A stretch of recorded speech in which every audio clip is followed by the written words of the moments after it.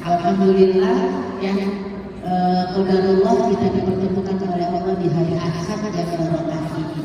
Salawat mengirim salam semoga senantiasa terlimpahkan kepada contoh dan teladan kita baginda Nabi Muhammad Sallallahu Alaihi Wasallam, keluarga, sahabat dan kita umatnya, yang insya Allah kita akan mendapatkan syafaat dari beliau. Ya amin ya Allah ya Rabbal Alamin. Baik, saya diamanatkan untuk membacakan ibarat atau pelajaran yang kita bisa ambil dari pengorbanan keluarga Ibrahim. Ya kita apanya insyaallah. Di dalam surat Al-Baqarah ya ayat 4, a'udzubillahi minasyaitonir rajim, bismillahirrahmanirrahim. Qad kana lakum uswatun hasanah fi Ibrahim walladzina ma'ahu. Sesungguhnya telah ada suri tauladan yang baik dari Nabi Ibrahim dan orang-orang yang bersama dengannya. Jadi banyak banget syariat-syariat Nabi Ibrahim yang masih kita pakai. Salah satunya ketika Idul Adha, haji, umroh, korban, itu semuanya syariatnya Nabi Ibrahim yang dilanjutkan oleh Rasulullah SAW. Ya, semoga yang belum dipanggil nama ini untuk haji dipanggil oleh Allah tahun depan tahun selanjutnya. Amin ya Allah ya Rabbal Alamin. Nanya nih, yang amin sudah daftar belum? Belum ya Allah Gusti. Gimana mau dipanggil kalau nggak daftar? Ya Allah, panggil kami haji begitu terus. Nggak nabung nggak? Ambil nomor kalau udah nabung. Ambil nomor dulu ya. Ibu misalnya nih ke dokter, nggak ambil nomor, dipanggil nggak? Sampai besok ya nggak akan dipanggil. Begitu juga haji, Bu, ambil nomor. Yang sudah ambil nomor aja 10 tahun ke depan baru berangkat, 15 tahun ke depan baru berangkat. Makanya ibadah haji di Indonesia itu tua-tua banyaknya, karena dipanggilnya lama ya Bu ya. Masya Allah. Ini ya, jadi keteladanan yang diajarkan oleh Nabi Ibrahim dan keluarganya, yang pertama adalah pengorbanan Sarah. Karena keluarga Ibrahim, Sarah ini istri Nabi Ibrahim yang pertama, cantik Bu. Ya Surabaya ya ngomong tau Bu ya. Kalau cuma cantik itu cantik, cantik itu cantik banget. Sarah ini dulu ya, sampai usia 90 tahun ini nggak bisa punya anak karena mati. Ya Allah ya Rabbi, kalau Sarah tidak memikirkan cinta yang utama itu hanya untuk Allah, gak bakalan ikhlas Sarah akan melepas suaminya untuk nikah lagi, ya enggak? Beliau merasakan apa? Ini harus punya anak. Untuk apa? Melanjutkan dakwahnya. Kalau Nabi Ibrahim gak punya anak sementara beliau mandul, bagaimana dakwah ini akan berlanjut? Makanya dia tekan kecintaan kepada suaminya, menomorsatukan cintanya kepada Allah. Nah kalau ibu disuruh begitu gimana? Langkain dulu mayatku gitu kan? Beda urusannya, ini masalahnya Nabi. Ya Bu, keimanan istrinya juga luar biasa. Maka Nabi Ibrahim menikahi Hajar. Hajar ini budaknya Nabi Ibrahim, tapi Hajar keturunan raja. Ya. Jadi Hajar ini raja itu ditumbangkan, gitu ya, diganti Raja Namrud, Hajarnya dijadiin budak. Jadi Rasulullah itu walaupun keturunan budak, keturunan aslinya adalah keturunan raja. Jadi itu. Jadi Nabi Ibrahim nih dengan Hajar punya anak. Bu, walaupun istrinya Nabi cekot ya Bu, Masya Allah. Dan luar biasa Sarah yang mandul dan mengikhlaskan suaminya menikah dengan Hajar karena cinta yang utama untuk Allah, maka dibalasnya luar biasa. Di surat Hud, ibu buka surat Hud. Di surat Hud itu surat 11. Ya, saya buka ya Bu Al-Qur'annya, pendekkan ininya. Hud ayat surat 11 Bu. Ayatnya berapa? 69 sampai dengan 74. Saya bacakan. A'udzubillahi minasyaitonirrajim. Bismillahirrahmanirrahim. Dan para utusan kami, para malaikat, telah datang kepada Ibrahim dengan membawa kabar gembira. Mereka mengucapkan selamat. Ya Ibrahim menjawab, selamat atas kamu. Maka tidak lama kemudian Ibrahim menyuguhkan daging anak sapi panggang. Orang yang pertama kali nyuguhin tamu Nabi Ibrahim. Ya Bu, disuguhin daging sapi panggang, anak sapi panggang. Enaknya ya Allah. Tuh besok kalau dapat daging kurban dipanggang. Ya Bu. Kemudian mereka tidak nyentuh. Nabi Ibrahim nggak tahu kalau yang datang itu malaikat, makanya disuguhin. Mereka nggak nyentuh sama sekali Bu. Ketakutan nih berdua gitu ya dikatakan di sini. Mereka malaikat berkata, jangan takut, sesungguhnya kami diutus kepada Nabi Lut. Malaikat ya.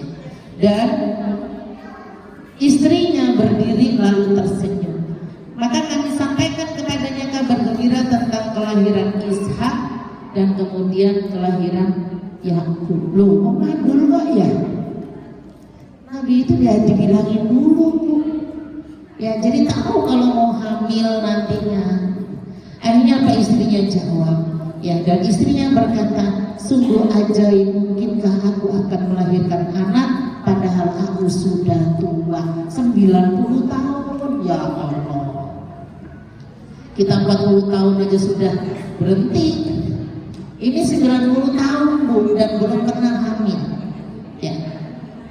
Dan suamiku ini sudah sangat tua. Nabi Ibrahim itu 100 lebih, antara 110 atau 120. Loh kakek-kakek gitu ya. Tapi mereka diberikan karunia ya. Mereka berkata, para malaikat berkata, mengapa engkau merasa heran tentang ketetapan Allah? Ya, kalau Allah sudah berkata kun fayakun, mau apa? Akhirnya Sarah Bu diangkat derajatnya oleh Allah. Orang-orang yang meletakkan cinta utamanya kepada Allah, yang tadinya mandul sampai bisa punya anak. Dan dari keturunan Ishak ini lahir para nabi sampai Nabi Musa alaihi salam. Ya Allah. Kenapa Rasulullah ditolak? Karena tidak lahir dari garisnya Ishak. Ishak, Yakub, Yusuf, Ayub, Yunus, terus sampai Nabi Musa bisa. Mereka nggak mau gitu. Sedangkan Rasulullah dari garis Ismail yang menurut mereka budak. Ya. Jadi Ismail keturunan akhirnya ketemulah Nabi Muhammad SAW. Paham ya? Jadi itu garis. Jadi luar biasa Bu, pengorbanannya langsung diganti oleh Allah Subhanahu wa Ta'ala. Ya, ini pengorbanan Sarah. Yang kedua siapa? Istri yang kedua nggak enak-enakan. Kalau sekarang istri kedua enak, suaminya wis sukses, ya Bu ya. Ini istri kedua nggak enak-enakan. Ternyata sakit hatinya Sarah. Cepot-cepotnya ketika sudah melihat Ismail lahir, ini dibaca oleh Allah supaya apa? Gak berantem istri Nabi. Maka Allah menyuruh Ibrahim untuk menghijrahkan istri dan anaknya ke negeri yang tidak berpenghuni. Hajar dan Ismail diajak hijrah. Ibu buka suratnya, di suratnya surat Ibrahim. Ini doanya Nabi Ibrahim. Doanya Nabi Ibrahim surat 14 di ayatnya yang ke-37. Ini doanya Nabi Ibrahim. Saya baca dulu baru nanti kita cerita. Ya Tuhanku, sesungguhnya aku telah menempatkan sebagian keturunanku di lembah yang tidak mempunyai tanam-tanaman di dekat rumah Engkau, yaitu Baitullah yang dihormati. Ya Tuhan, yang demikian itu agar mereka melaksanakan sholat, maka jadikanlah hati sebagian manusia cenderung kepada mereka dan berilah mereka rizki dari buah-buahan. Mudah-mudahan mereka bersyukur. Mekah itu tandus, tapi buah apa saja ada di Mekah. Ntar kalau yang umrah atau haji, buahnya macam-macam. Doanya Nabi Ibrahim alaihissalam. Jadi Hajar dihijrahkan, gak dikasih rumah ibu, gak dibangunin rumah, gak dikasih kendaraan di sana, ditinggal. Makanan sudah tinggal sedikit, air juga sudah tinggal sedikit, ditinggal. Nabi Ibrahim langsung lari, dikejar ke sana. Kenapa enggak tinggalkan kami di sini? Nabi Ibrahim gak jawab.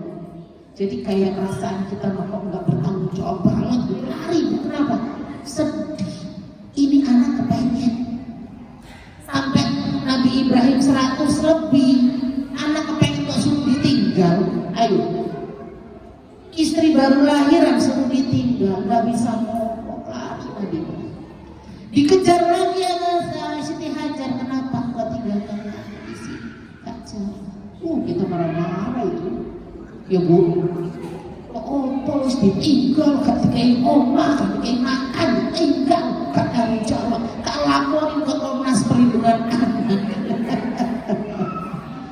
Ini yang ketiga ditanya oleh Hajar, apakah ini perintah dari Allah? Ibrahim jawab, ya, ini adalah perintah dari Allah. Allahu Akbar. Wanita tangguh Hajar. Jawabnya keren Bu, kalau kita nangis gitu ya.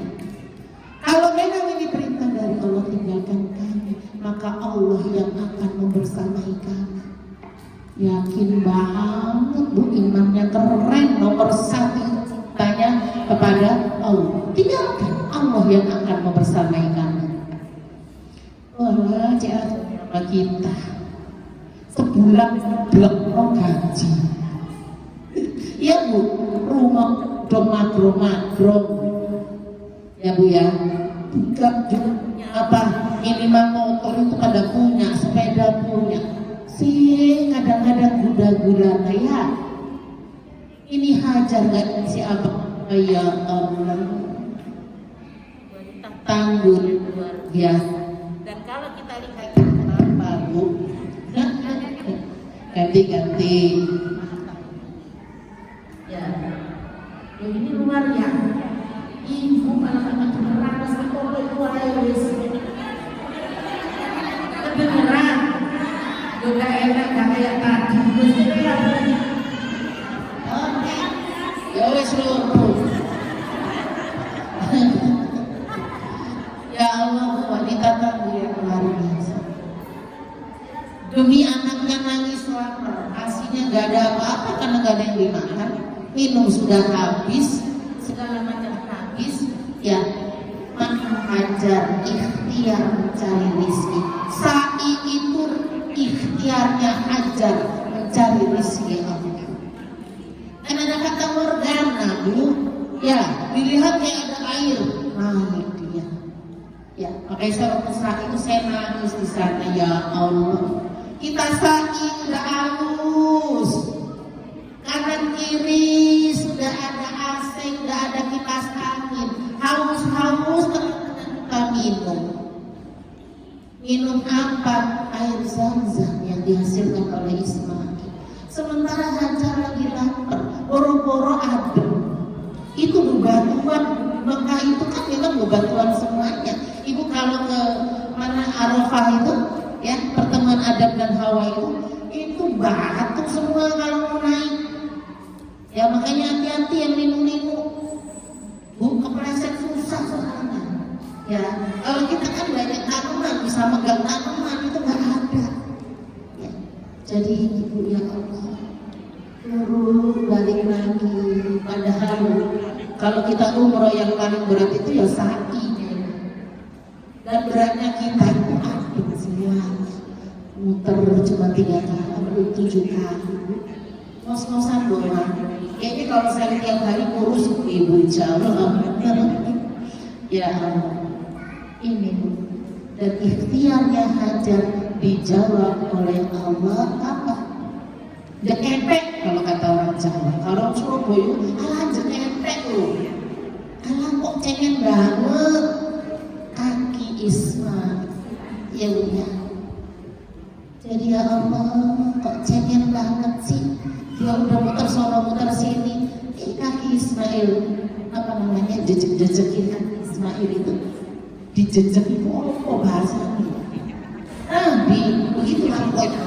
Ya ternyata keluar air zam-zam. Ya kalau nanti kan zumi kumpul air di kaki Ismail itu kumpul zam-zam. Dan luar biasa Allah mengangkat derajat Hajar apa? Sa'i, orang sedunia melaksanakan sa'i.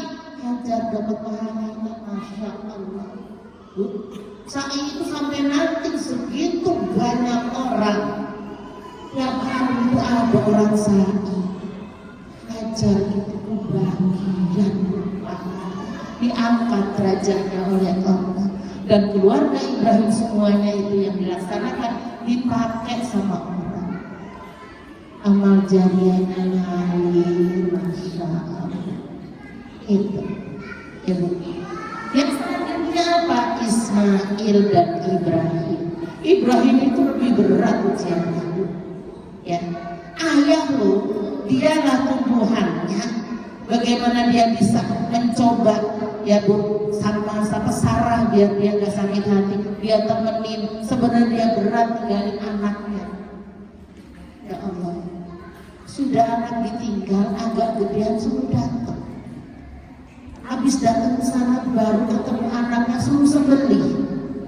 Masya Allah. Makanya hati-hati ini bisa kita ya. Aku pengen punya anak, pokoknya aku kalau punya anak laki-laki aku pengen begini gak usah. Ya Allah. Nah kalau ibu diminta beneran sama Allah bingung. Nabi Ibrahim kan bingung. Ya, tapi karena Nabi Ibrahim cinta utamanya kepada Allah, maka anaknya disembelih. Ismail didikan dari Hawa sendiri, Hajar sendirian. Jadi anak yang soleh sendirian ibu, babat alas. Ya, orang yang mendirikan pertama kali Mekah ya Hajar, iya Siti Hajar. Kenapa? Setelah ada air datang orang bikin rumah, datang orang, jadi satu kampung. Babat alas itu namanya ya. Kalau orang Jawa ya bilangnya babat alas. Perempuan tangguh mendidik anaknya sampai bisa jawab ketika mau disembelih ayahnya. Ya, ibu buka surat As-Saffat. Ya, surat As-Saffat surat As-Saffat di 102.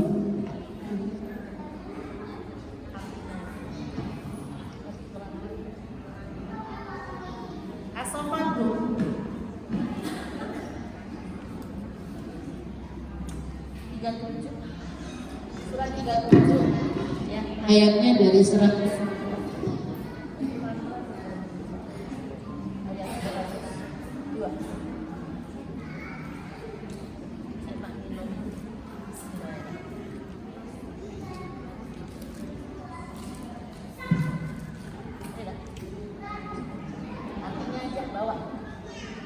Maka ketika anak itu sampai pada umur sanggup berusaha bersamanya, Ibrahim berkata, "Wahai anakku, sesungguhnya aku bermimpi bahwa aku menyembelihmu. Maka pikirkanlah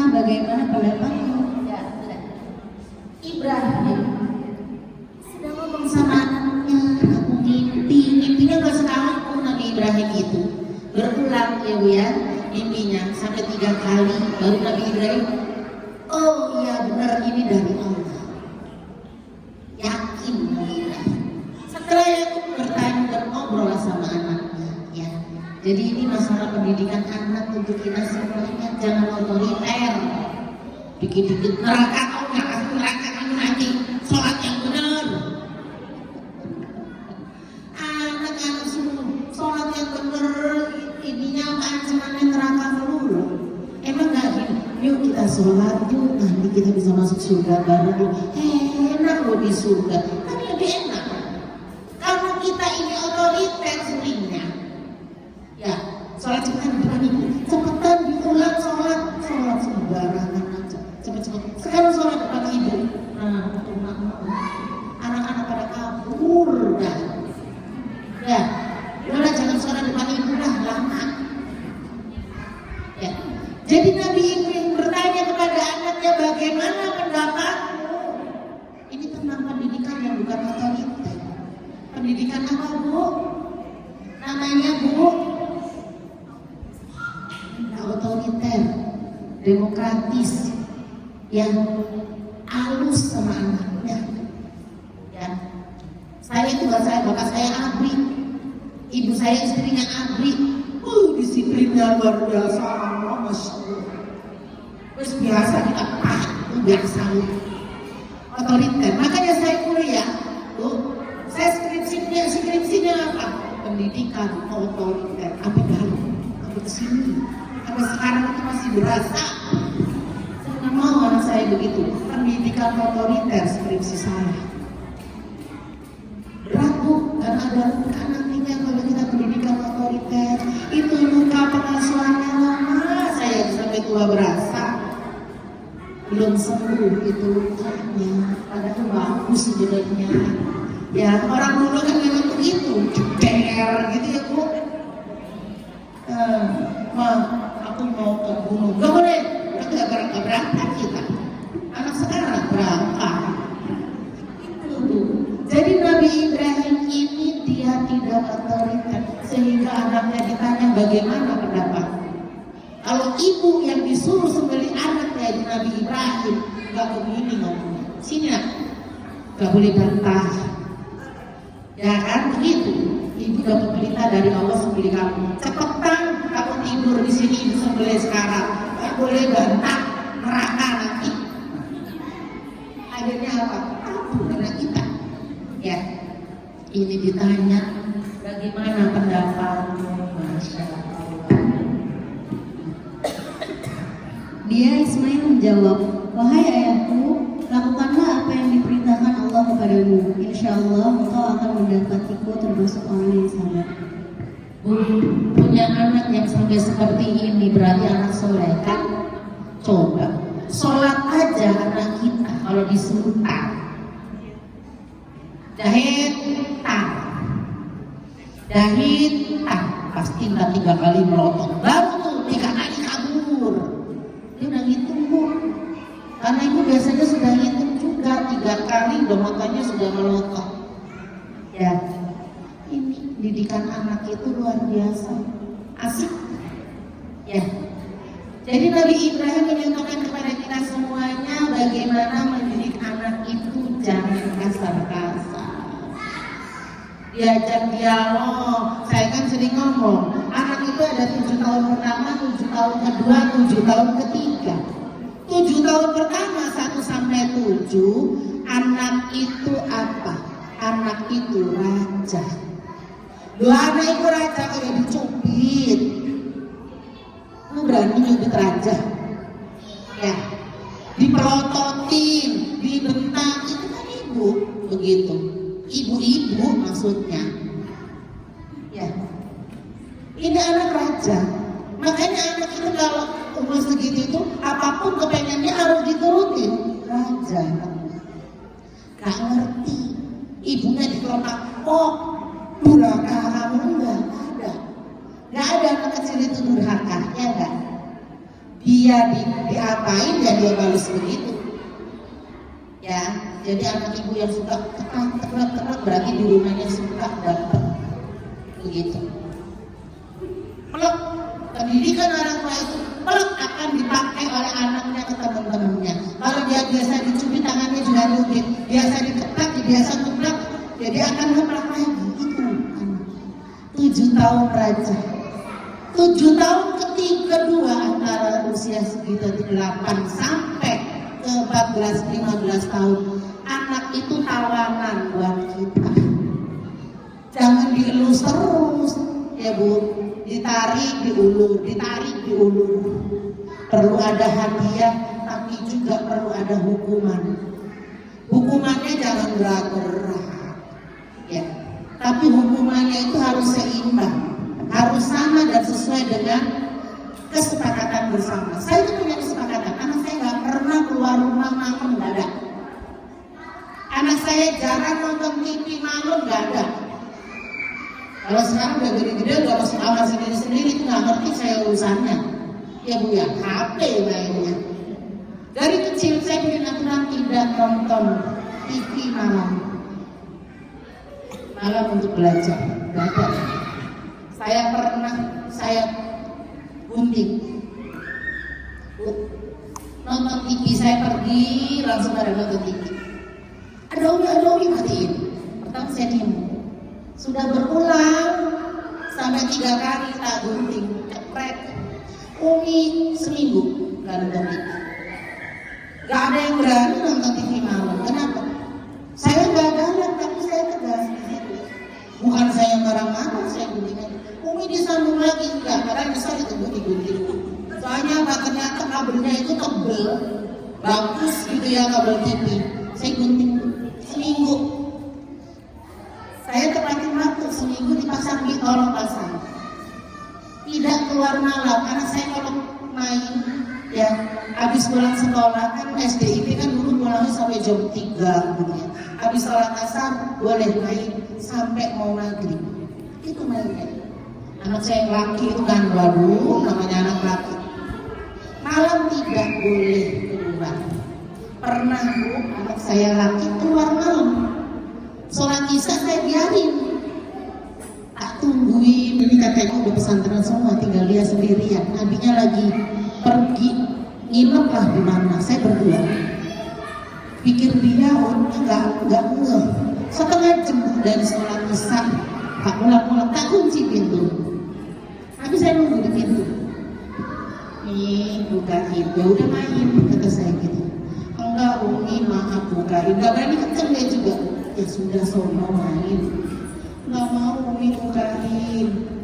Dia maju, kan saya pintunya ada 2 ke depan dia. Putar ke depan. Umi bukain, udah mulai menangis gitu ya. Saya bukain, saya apa aturannya? Tidak main keluar. Boleh nggak Umi kamu kalau main sore? Boleh. Kenapa malam diulang? Kami teman, ya udah sana jadi anaknya ibu-ibu yang di sana, saya gituin aja. Nggak saya cubit, nggak saya 2 kali dia Bu, begitu. Saya giniin, 3 kali nggak akan dibukain semua. Jadi nggak ada saya keleleran habis sholat isya itu di luar. Ya, jadi nggak saya gebuk, tapi saya tegas karena itu aturan. Sekali lagi nggak akan dibukain sama Umi gitu. Jadi saya tungguin di depan. Kan saya juga malu dengar tetangga ya Bu ya. Akhirnya dia juga nggak gitu. Itu bukan berarti itu otoriter. Nah, selama ini anak kita nggak disiplin, kenapa? Satunya larang, satunya enggak. Bukan suruh ayahnya lagi nggak ada, suruh lo ke belakang. Ayo, kata ayah nggak boleh jajan, nggak boleh keluar nih jajan. Diam ibunya. Justru ngomong aja nggak ada ayah. Sering kan begitu. Ini bikin bingung anakku.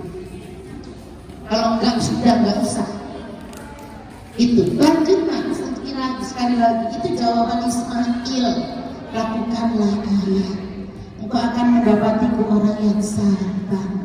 Didikannya siapa hajar.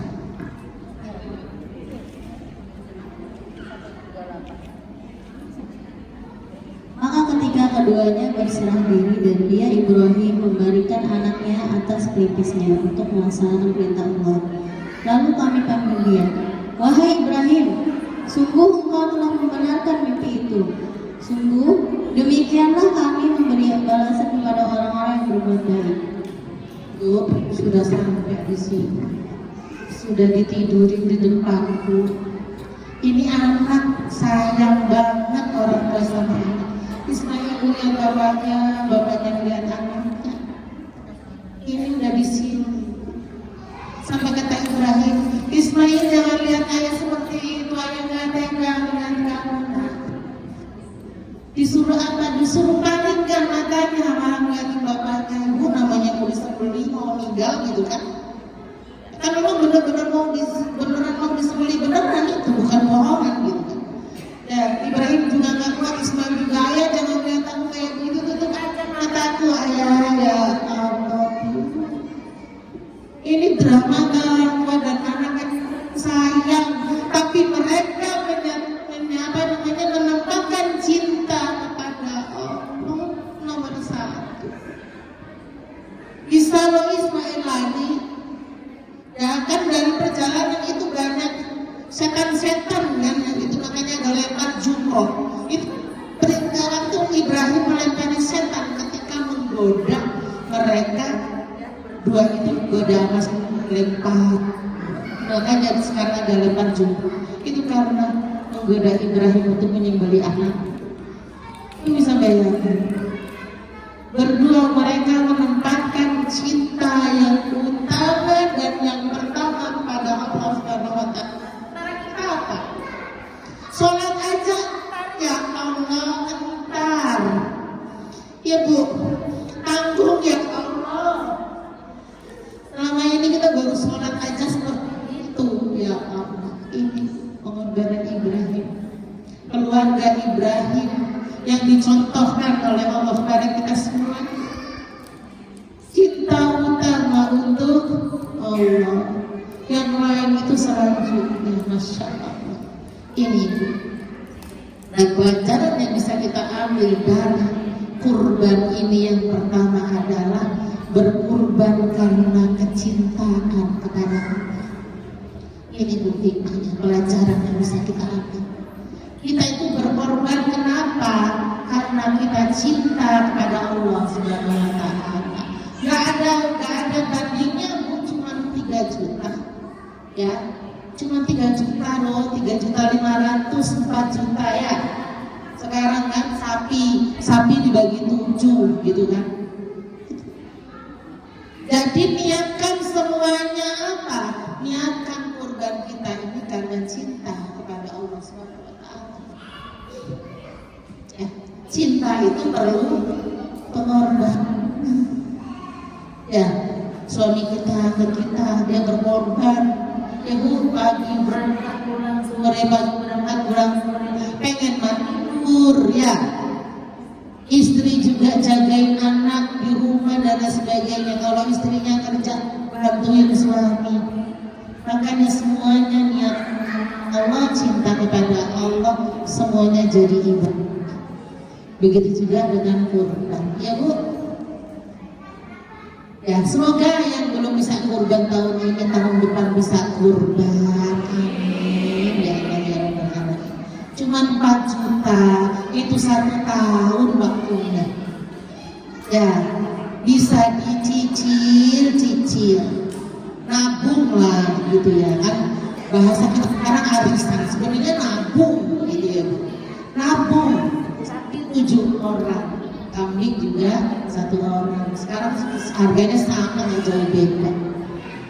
Itu, ya Bu ya. Jadi niatkan kita ini karena Allah Subhanahu wa Ta'ala, maka semuanya akan dibalas oleh Allah. Dengan apa? Bulunya itu dihitung, Bu, per bulu itu dihitung pahalanya.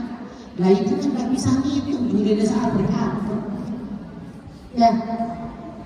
Dan nanti hewan-hewan itu ya menjadi saksi. Jangan mikir kalau sapi 7 gimana, masa 7 orang deret, ibu nggak usah mikir itu. Itu urusan Allah, bagaimana caranya nanti bisa jadi sapi kita tarik sendirian. Ya Bu ya, itu. Jadi di sana nanti mereka jadi saksi ibadah kita, saksi cinta kita kepada Allah SWT. Jadi sekarang niat kita, ya, bukan niat karena berat amat sih, masa tiap ini. Bu, niatkan karena cinta, niatkan karena ibadah kepada Allah, balasannya luar biasa. Yang pertama, kalau belum ada kurban, ayahnya dulu, ya, niat keluarga kepala keluarga dulu, itu sudah mewakili semuanya. Ada rezeki lagi, baru ibunya, baru anak-anaknya dan sebagainya. Ya, jadi itu Bu. Jadi ibrohnya niatkan semuanya karena cinta kepada Allah SWT. Yang selanjutnya bersyukur kepada Allah. Ibrahim itu bersyukurnya sampai anak loh yang diminta, walaupun terus diganti oleh domba, Bu.